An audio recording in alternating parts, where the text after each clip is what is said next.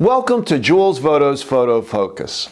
In this video, I'm going to be doing a long-term review of one of my favorite lenses, Nikon's 70 to 200 2.8 Z-mount lens. Now, I've owned this lens for just under 2.5 years, and recently took it on a walk in North Wildwood, New Jersey. We were there for the Labor Day weekend and got up early one morning and took a walk on the beach and then along the seawall and was out for over 2 hours. Took a bunch of pictures, and as I was walking with this lens, I haven't done anything on this for a while. I've done several videos on this lens. But knowing that it was coming up on 2.5 years, I figured, well, let me do a report on this lens. And I loved it when I first got it, and I love it even more today. The only negative on this lens, besides the cost, is the weight. And it weighs just around 3 pounds or 1,360 grams. So it's a handful. But it just performs so well that you don't mind the weight. You know, if it was a heavy lens and it didn't perform well, then the weight would even be more of a burden. But it really works out well. And we're going to look at some pictures with this lens, and I know there's been a ton of reviews on it, and just about everybody really thinks it's great, and so do I. It's sharp, whether it's 70 or at 200. It focuses really close. At 70 millimeters, it'll get you down to just over 1.5 feet or 50 centimeters. And at the long end, at 200 millimeters, you could focus down to 1 meter or just over 3 feet. So I've used it to photograph flowers and butterflies, and you could add an extension tube, get you even closer. It's great at distance, and so it's great from the close-up range to infinity and everywhere in between. It focuses very fast. It's been reliable, never had an issue with it. One of the many things I really like about this lens is the lens hood, because it bayonets on, which is great, but it has a lock to remove it. You just press this button in here and it comes right off. So it won't accidentally fall off. I've had that happen with some lens hoods that bayonet on other lenses in the past. So that's a really nice little feature.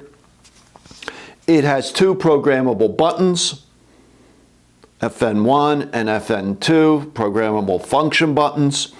It has, which is pretty standard on Nikon Z-mount lenses, a control ring at the back that you could set to change aperture, ISO, or exposure compensation. It has a display which isn't really that useful, which will show you your distance, it will show you your aperture. It's nice when you use the teleconverter because it gives you your actual aperture. For example, if you have the lens set to 2.8, you put on the 2-time teleconverter, now you're at 5.6, and this display will indicate that. It also has a tripod collar, rotating tripod collar, which I find very useful. I replaced the foot that came with the lens with a Kirk foot because it has the dovetail to mount to my tripods. And one other nice thing with the tripod collar is I use the lens is heavy, as I said, and I'll use it to carry the camera lens combination around. Just hold it like this. And normally, unless I have the camera on a tripod, I will rotate it to the top and then carry it like this. I have done other videos on this lens, as I have said. I will put a link in the description below to some of them. I've used it at the zoo with the 2-time converter. I've used it photographing birds, And there is a loss of quality, of course, with a 2-time converter. I don't have the 1.4 converter.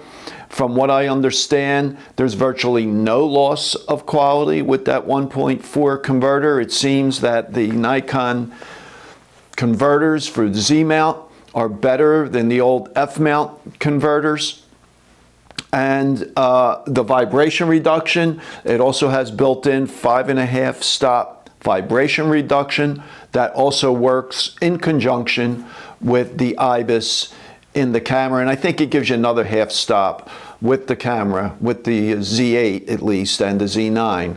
It will give you another half stop of vibration reduction. So you could hand hold at very slow speeds as long as your subject's not moving with this combination. I have also used it indoors at medical conferences in dark rooms with very low lighting, and it's performed great at slow shutter speeds, wide opens, extremely sharp wide open, and throughout the range. Just a really nice lens. And now let's go look at some pictures from my walk in North Wildwood, New Jersey. So I went out early on this particular morning, just before sunrise, and it was cloudy, and I was hoping to get some pictures of the sunrise over the water, but it just wasn't meant to be because of the clouds. It was a little bit of fog, and but there were things going on. There were people fishing. There are people just hanging out. There were people, this gentleman here looked like he was stretching, getting ready to do some exercise. So there are things going on, and it's nice having a lens with that range and that speed because you're shooting wide open in a lot of cases. This young lady was actually getting ready to do a YouTube video for a future YouTube channel on exercise. This dog, he was shot at 5.6 at 200, running in and out of the water. And there was also a gentleman surfing, and the waves weren't that great. And this was at 200, wide open at 2.8. So it's nice to have a lens that you can shoot with wide open and not worry about a loss of sharpness.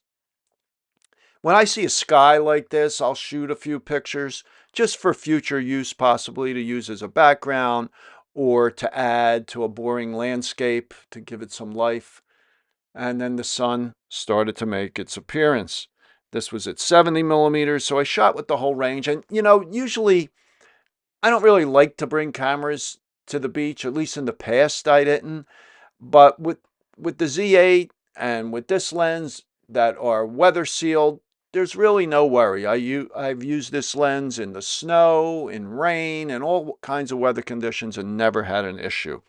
So these flowers here, I was at about 165 millimeters, and you could see the dew on the petals.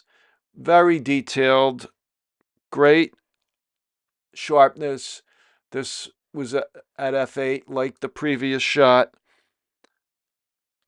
And these red flowers also were shot at f8 at 110 millimeters. So I went through the entire range. Now, just a few more facts on this lens. It has a 9-bladed aperture and is 21 elements in 18 groups.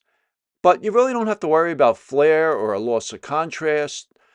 A lot of times you do with a lens with that many elements, but the coatings are so good on this lens. And of course, using the lens shade helps. And the contrast with this lens is really nice and the colors are great. Now, it started to get a little brighter and I was, photographing this person fishing when this gentleman came rushing in. I was at a fairly slow shutter speed here. I think it was like 100th of a second. So that's why he is a little blurred. And there's a church there that I have photographed before and just tried to get some different angles. And I believe this one was at 115 millimeters. And then there was I noticed on the top of the cross on the church was a seagull.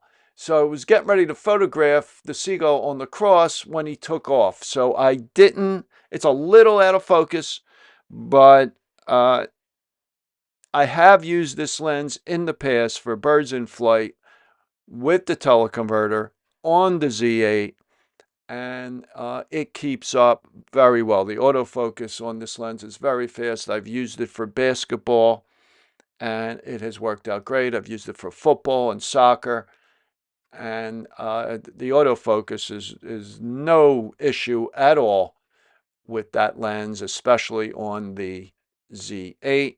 And I use some minus exposure compensation here to photograph the sun. And as I said before in other videos, I try to shoot verticals. I think a lot of people don't shoot as many verticals, although I guess now with cell phones, people shoot a lot of vertical with cell phones. So maybe that will translate when they use cameras because they're used to shooting verticals with the cell phones. They'll shoot with cameras as well. So I really like this with the backlit water and the contrast, and I used some minus exposure compensation here, and I was at 145 millimeters at f8. Then I noticed this sailboat off in the distance in the fog and was shooting at 200 millimeters at f11.